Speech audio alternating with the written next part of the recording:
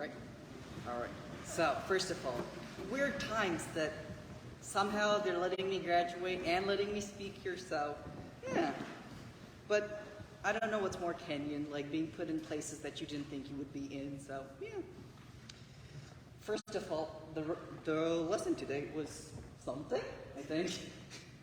The last time I was like this struck was when my organic chemistry professor sent me a progress report, and I was like, I know you mean well, but that's still alarming. So, yeah. I should first begin with some disclaimers, because I usually prefer disclaimers. So, yeah.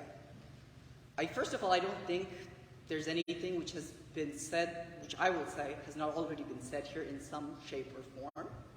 I don't have anything novel to offer you, but what I do have might be some potentially entertaining reinterpretations, or mixtapes, if you will.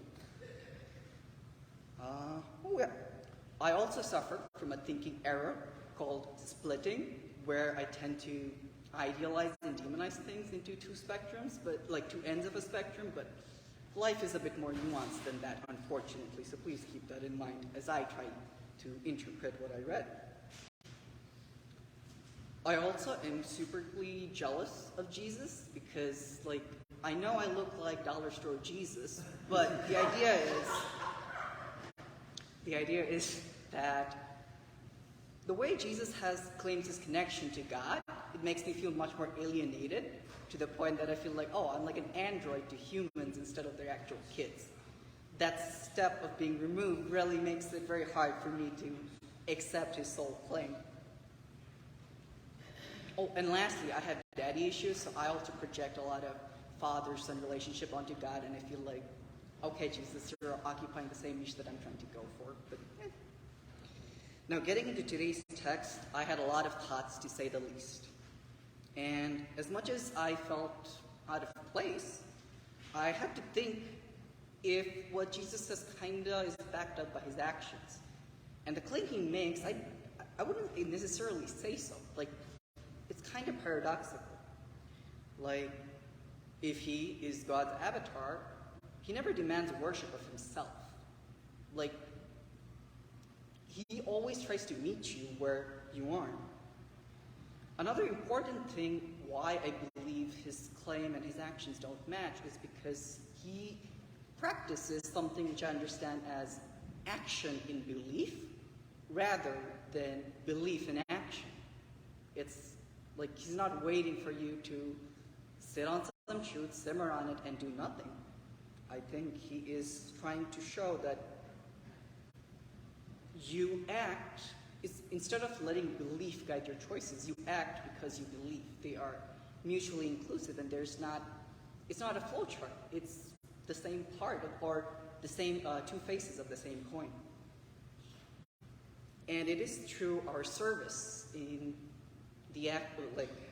our actions in the service of others that we might truly connect to whatever grand something might be inside of us.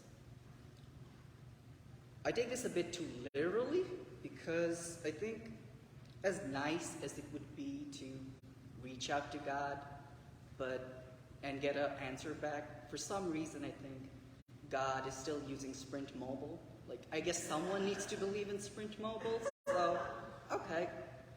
But I don't think that's the only way you could potentially reach God.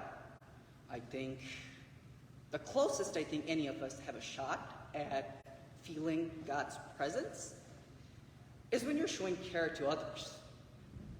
Like that split second when you have done something maybe nice and your brain has seen it all, but it hasn't had the chance to interpret it into a narrative which fits all your moments of life which led you to this moment. It's like that split second of transcendence is where I think you have the best chance at feeling God's presence. You're inside your head, but you're also not. And that split second is, I think, the closest we can get. Okay. I clearly have a lot of points, but... Oh, yeah. Other than that, like, if I were to, like, I understand I'm biting this bullet too much about Jesus' sole claim, but I think more what I understand from my confirmation bias, I guess, he's not personally guarding the door to God. He's not. If he was, he wouldn't be giving out the key to it. And what's the key? As he said in today's text, it's his way of life that he embodies. He's not holding it hostage against any of us. He's like, you want to go? There you go. And the way he understands and feels God, he also understands that all of us don't feel it in the same way. And so he gets startled when Philip asks him, Lord, show us God's presence and we shall believe. And so obviously he gets surprised. Like, let's be real. Jesus is human. Like, if you have been preaching on your life and someone who knows you personally is like, can you give me more proof? It's like, what else are you going to be like? So I think that's natural, and I think that's important because Jesus is, or was, one of us. And the God that Jesus talks about, you don't only see him when natural disasters strike or when angels and demons fight. You see him in the everyday things that you do. To paraphrase Gandalf from Lord of the Rings, it's not the big forces which keep evil at bay. It's the everyday things that everyday people do. Small acts of kindness and love. And also, I should be clear, I have tried my best to read Lord of the Rings, but I could never. Like, I just can't. Reading is too much for me. But I also want to be clear, when I bring this quote in perspective, it's not about the fight between good and evil. That's a whole other can of worms, its own other thing. It's more about, regardless of whether you stand on God or Jesus' message, I think, still holds true. And why I think it holds true is because at the end of the day, he's telling you, take charge of your life through your actions. He's not telling you to wait for a moment after which you're like, I'm going to do this, I'm going to do that. It's like, take ownership of your life.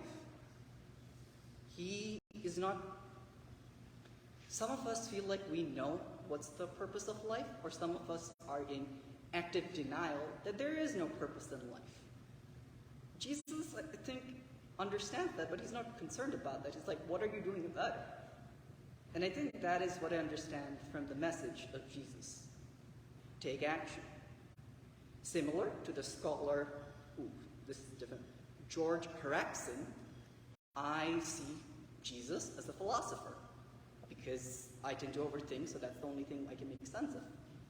And I think it's not the wildest claim, and you can see the talk he had on YouTube, because Jesus uses reasoning and argumentation to back up some of his claims.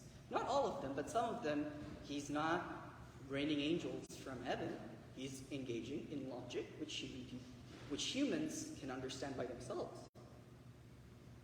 But I do not agree with George Haraxin that he was the smartest man alive. Like, I don't know, like, Jesus didn't seem like he wanted to do his taxes, so I think the smartest person would be into it. So, yeah. He recognized Philip as an individual. Like, he didn't assume just high ground. He's like, yes, I know what I know, but he didn't expect blind faith in that. He asked Philip, okay, so if you don't believe me, believe in the works that I've done. Here's some data, come to your own conclusions. And I think that is very important because regardless of whether you're saying, he recognizes your agency and tells you, take charge of that agency. Come to your own conclusions. And this is very important, and I find it very fascinating. Philip is someone who lived at the same time as Jesus. And he knew him personally, and even then he had struggling believing Jesus. So just imagine where we are. And even then, Jesus got shocked at first, but he didn't stay, like, he's beyond that. And he tries to engage in a discussion to address that. And if you do believe in Jesus, Think of this. If Jesus' idea was, okay, I'm going to show the way, I think it would have been much easier doing that being born as a Roman emperor and making it the state religion. It's very easy to do. But you have Jesus born in humble beginnings in some corner of a state under foreign occupation. Not the best place if you want to spread your message necessarily. But I think it still makes sense is because it was never about just showing the way, it was about walking the way. Even if it meant walking in front of 12 people. And that is what I think and call you to do. Do what you can where you are. Whether those 12 people become more than 1 billion is not in your control.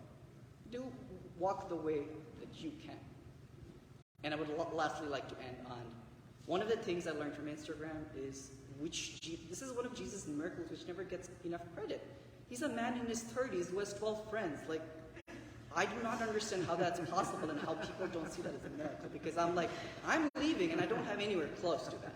So I'm thankful for this community, for Rachel, for indulging in my weirdness and letting me try to share something with you. I am very grateful for this community, and I hope it will, even if it doesn't remember me, at least it chuckles when it thinks of me.